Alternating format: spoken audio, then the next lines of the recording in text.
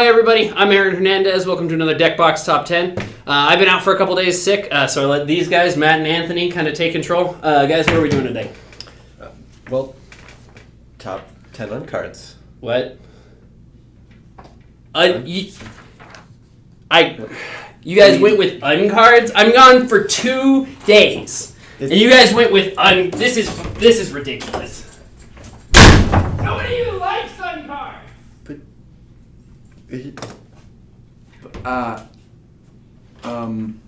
What just happened?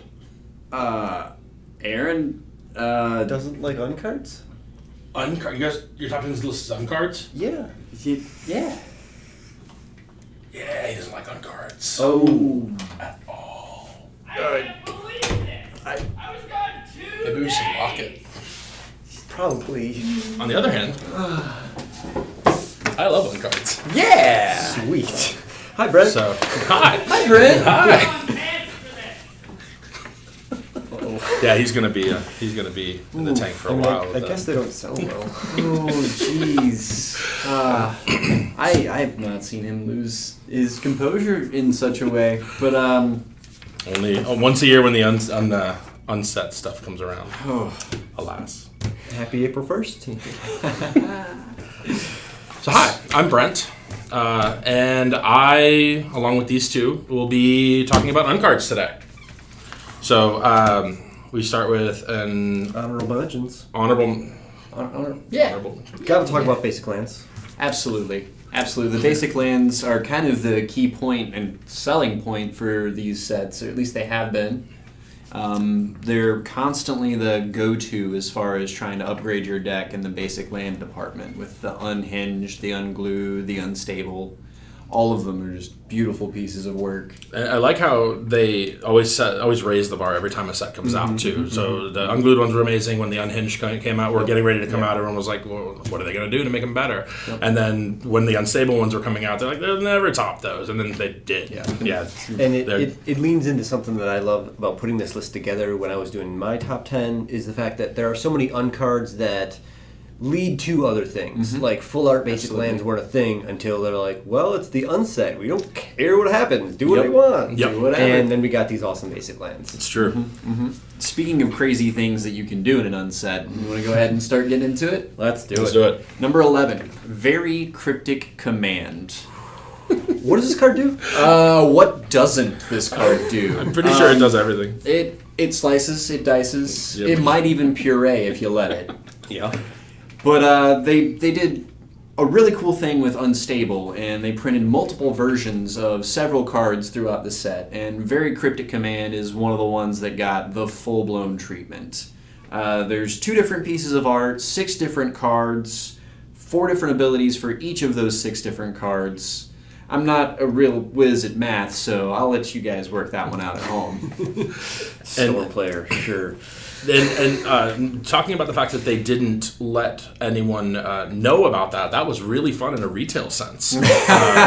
So when these were being spoiled one by one, and they were like, "Oh, Very Cryptic Man, this card is so cool. It's a nice homage to the original." And wait a minute, hang on, mine does something different than yours does. What is going? And then there's another one, and wait, hang on, and they all have the same collector number. And when it was spoiled, there's a few versions that are like, is this card good?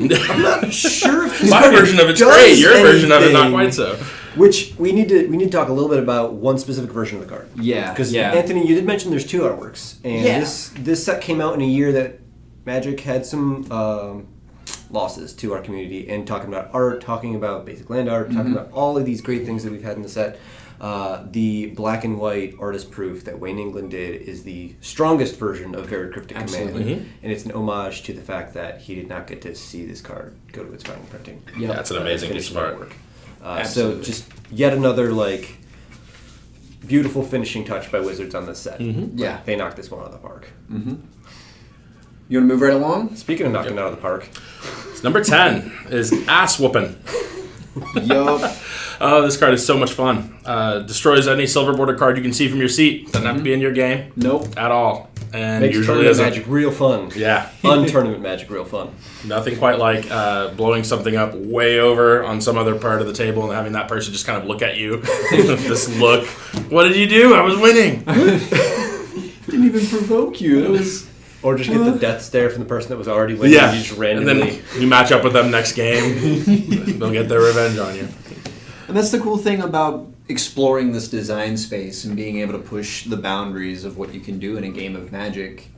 Yep. With the unset, they just I suppose did it's all sorts fair of to fun note, things. there's only been 3 and they've been sparsed out for, Magic's history, but if you Yep. don't know what an unset is, we just recently had one, but they're sets that Mark Rosewater has given the directive of what you do in Silver Border isn't done in Black Border. Yep. Which leans into another kind of one of the ways that I structured the cards that I threw in here is cards that have been printed in Unglued sets that have made cards in Black Border, which I think is an awesome thing because this is their testing ground, their ultimate testing ground. Yep, it absolutely is. Could we do this? And then Yeah. they try it and see if they can or not. They might be able to, might not.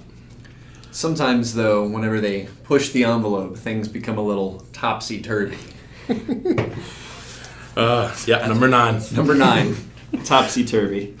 So my favorite thing about this card is that the times that I've played it, it always gives me this weird sense of like gamer vertigo whenever I'm playing because it changes the order that the steps run in. So you do untap, upkeep, draw, main phase, and then you continue on into combat and such. And then when you play Topsy-Turvy, it reverses that order. Yep. So whatever main phase you're in, it's going to go back into combat or back into your So draw. let's lay this out, right? So you go cleanup, end step, Post-combat? main phase 2, Yep. combat, Yep. all the phases they're in backwards. Yep. Yep. You declare blockers before you declare attackers. Yeah. Yeah, wrap your head around that one. Good luck, folks. Main phase 1, And then draw. Untap or upkeep, untap. untap. Yeah, like Exactly. See what I mean? That's exactly what I'm talking about. even trying to talk through it, I'm feeling all. And also, Yeah. if there's more than 2 players in the game, you reverse turn order. Just in case. Yeah, Just so in you case. which is hilarious because the person that just passed their turn is going to get their turn back. So, yeah, it's a fascinating card. I forget the timeline on these, but was the second unset out before Kamigawa? To hell with this! I'm going home. I think it was around the same time. I don't know if it was. Oh, the exactly, second it was- unset was 2004. So that's definitely after that. But they might have been working on this in a time frame because in Kamigawa we get the flip Yep. Yeah. cards. Yeah, So the Topsy-Turvy first, I think it is actually. flipped. predates. The artwork is upright, but the text box is. Yeah. Yeah. Cards themselves will eventually Everything's flip. topsy-turvy on those cards. And so Speaking on, of which. moving on to number 8 is Enter the Dungeon. Shall we? No, I'm too These old tables for are that. not big enough, and if I And we don't have the other camera set up. So, sorry. So this one is a nod to an older card. It is an homage to Shahrazad, old card from Arabian Nights. And you literally play a sub-game, just like in Shahrazad, with 5 life, and you play it under a table. Yep. Like you go under the table and play the game there. Was that part of Shahrazad or is that just part of Under the Dungeon? It might have been both. It's been a long time since I've played Shahrazad. Well, see, so that was a card old enough that we were very literal about how we played Magic. So Yeah. it said sub game on the card, so people. Right. It's a sub-game. It's Probably lower not than the previous everyone, game. but some people You took that leave literally. the cards you have in play here, use the remaining library underneath. That is a sub-game in the most literal sense. So, and I remember that card is one of my favorite ones because I played at an event a long time ago in the old Underworld days, and played. I can't remember if I played against Richard Townley or if I was who I was playing with, but we played a game of Enter the Dungeon, and the cat that I was playing against is quite tall, so it was hilarious. And then while we were under there, I had 2 Enter the Dungeons because I was playing a constructed deck, and played another Enter the Dungeon from there. And so we had to ask a judge if we needed to get shovels or if we could move over or what we were going to do, and we Put a weren't table exactly on sure. a table. Yeah, like we put another table up and go underneath. Is there a basement in here? And if you've ever been to Underworld, you know that was in the lower floor of Dancing Bear. So, yeah, those were fun times. Hilarity ensued. I also should note the first unset, Mark Rosewater, I believe, was the judge, and he judged this in a chicken suit. Because in the original unset, it was a chicken theme set. So Yeah. Brilliant. Yeah. Move right along. Mm-hmm. So for number 7, we've got Entirely Normal Armchair. Entirely normal. Except before that, we need to do Rocket Power Turbo Slug, which is our number 6. Yeah. So the important thing about Rocket Power Turbo Slug is that it's super haste. So we need to talk about Rocket Power Turbo Slug before anything else that's important. We also need to talk really fast about Rocket Power Power Slug. Because it turbo happens power. first. You have to attack before the turn you everything. cast Exactly. it. Yep. Coolest thing about this card was it produced the pacts. Yep. This card literally made the pacts. You don't pay for the card up front. You pay for it on your next turn. And you lose the game if you don't pay for it. And you lose the game. Well, Just the like- pacts. Can you lose the game if you don't? With Rocket Power Turbo Slug. Oh, that's true. Yeah. Did you ever unscramble the flavor text? No, it's covered up with the... It's not covered. Well, it's jumbled because of the because of the slug. Mhm. But it does actually say something. Oh, does it really? Thanks to Scryfall, awesome website. It says, "Did you actually take the time to unscramble this flavor text?" Otherwise, it's like It's like if you're unfamiliar, the unsets are also the king of Easter eggs. Yeah. Yep. There's so much flavor in these sets. Absolutely. I'm sure we still haven't found them all. Oh, no. I didn't know about that one. That set's like 15 years old. And I mean, there are also cards that have awesome flavor text that we all mentioned that didn't quite make the cut. So, but entirely normal armchair. Yeah, back to number 7. Oh, we'll sneak this one onto the table. So this is like you can call it hand manipulation. It's referential to Cheaty Face, which is another card that like if you can sneak it onto play, it's cast. Yeah. Entirely normal armchair. If you can sneak it onto play and your opponent never sees it, it's fine, and then you can reveal it when there's combat and destroy a creature. Exactly. But if they see it at any point, the opponent can pay 0 and return it back to your library or deck or something. I don't know. It does something shenanigans. It bounces a hand, I think. Goes back to hand. So you can try and sneak it back in. Yep, exactly. It's just right there again. However you manage to pull that off. Maybe it works. I saw somebody had printed a playmat that was just the entirely normal armchair, like in a collage. Yeah, there's just a whole bunch of them. The whole thing was covered with them. And they're like, all right, ready to go. That's sneaky. Yeah. So you never know if it's the card or the playmat? Exactly, That's brilliance right there. Oh, genius. Fun way to sneak that one in. So Moving some right along. historical references for our number 5 with the Infernal Spawn of Evil. Yep. And I'm going to arbitrarily talk about the Infernal Spawn of the Infernal Spawn with this one. Uh-huh. So first and foremost, Yep. I love the Infernal Spawn of Evil because it references back to the old days of Dungeons and Dragons being this like horrible thing that certain folks didn't want their kids watching or playing. So on Infernal Spawn of Evil, it's summon demon beast. It's summon beast, and it's just a ridiculously big creature. This actually ends up producing the forecast mechanic. So on Infernal Spawn of Evil, it has pay. I think what Reveal it. Pay a black and 1. Reveal Infernal Spawn of Evil from your hand. Say it's coming. and you deal 1 damage. Yeah, it deals 1 damage to an opponent. So that's a cool, neat aspect to that, right? It's leading into other cards, and then we get to the Infernal Spawn of the Infernal Spawn of Evil, which is the most adorable card I think they've ever made. And this is a creature, beast, demon boy. Demon child. It's a demon child. So for all your parents out there with your demon child, this card's for you. It's cute. You know, the Infernal Spawn's there with his mug that says, you know, Black's best dad on it. And it's just adorable. My gripe with the Infernal Spawn of the Infernal Spawn of Evil is that when you do your reveal of the Infernal Spawn of Evil, you say, I'm coming too. Yep. But you cannot, unless you get some really arbitrary, crazy sequence of plays happening, go, it is coming, and I'm coming too to happen. Because the way you reveal the Infernal Spawn of the Infernal Spawn of Evil is while you're searching your library, you can pay its cost to reveal it. I'm starting to wonder why he left. I'm starting to get it. Starting to understand. This is So that's my one gripe, because like how do you get that announcement to come after? Because that's what I want to say so bad, and for so long I've tried to build that deck, but I say try. No, I have those come cards on. sitting in my collection, it is a and the deck thought ready is already. somewhere in the We know back it. of my brain that I remember in moments like this, and then it frustrates me, and then I move on to a card that I think Anthony needs to talk about. Oh, absolutely.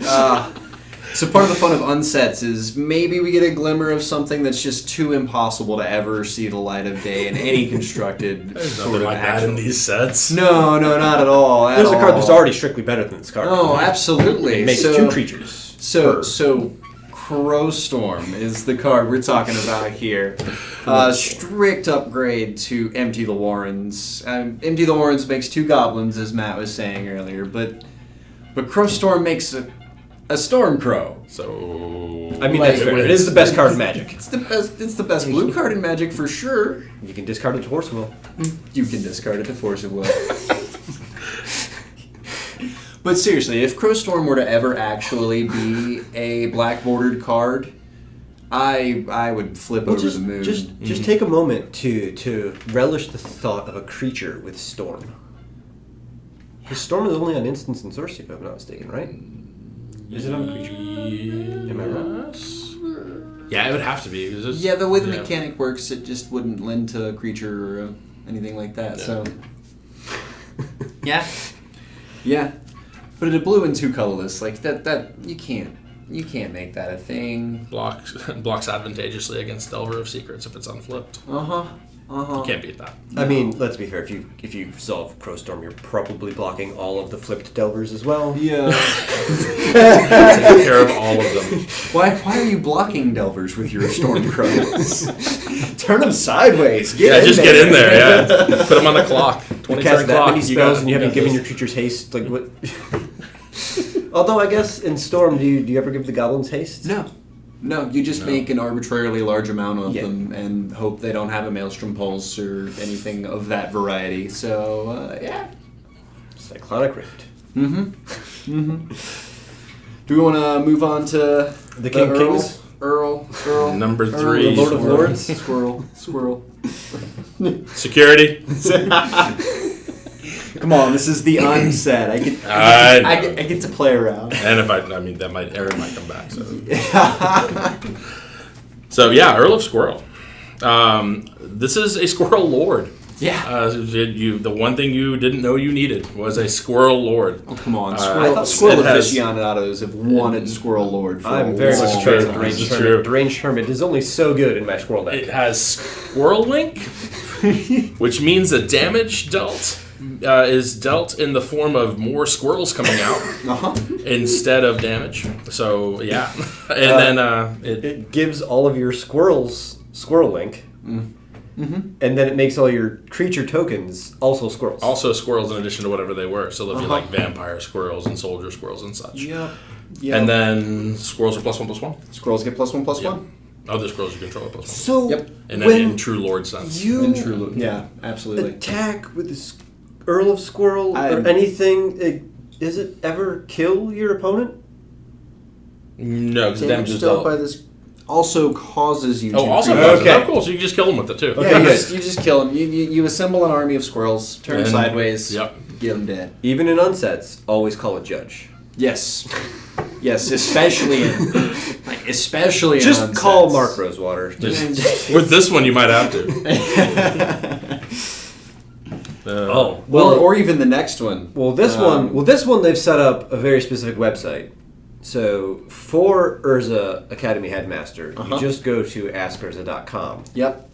To find out what it does when you activate it. And it will give you a random activation whenever you activate its either of his abilities. Yep. Plus the plus, minus, or ultimate for your nuclear ability. And they are the sum total of all of the Planeswalker abilities that have existed. You get a random one out of all of that stuff. So that is a really wild And if I'm not mistaken, they update it for every new Planeswalker. That's what I have heard as well. And I have no doubt that there is an army of monkeys. Refresh. Control C. Yep. Click Control V. Right now to find out what's coming up in the next set. Exactly. I mean, War of the Spark. Yeah. Planeswalkers. 36 Planeswalkers. Ask Urza. So Urza Academy Headmaster is a very good spec for all you finance types out there. Yeah, so that inside information, unregulated markets, get that inside information. Incredibly valuable. Just think of how many more abilities Urza is going to have now at the end of this. So many more abilities. Like, you're going to get just sneak W's in there. Buy up every copy right now while you can. From the deck box. Yeah. We probably have a bunch of them. Our last card. Aaron refuses to process them. Our last card. It's huge. It's unstoppable. It's pretty big. It's big. It wears Polar Krakens and Phyrexian Dreadnoughts for jewelry. We're huge. Yeah, it does. It's that big. It's that big. Our number one is the big furry monster. so big, It has to be 2 cards. which in cards. fact, Yeah. so we have number 1, which is the big furry monster. Mm-hmm. Yeah. But then number 1 is 13 black mana. A ridiculous amount of black mana. Yep.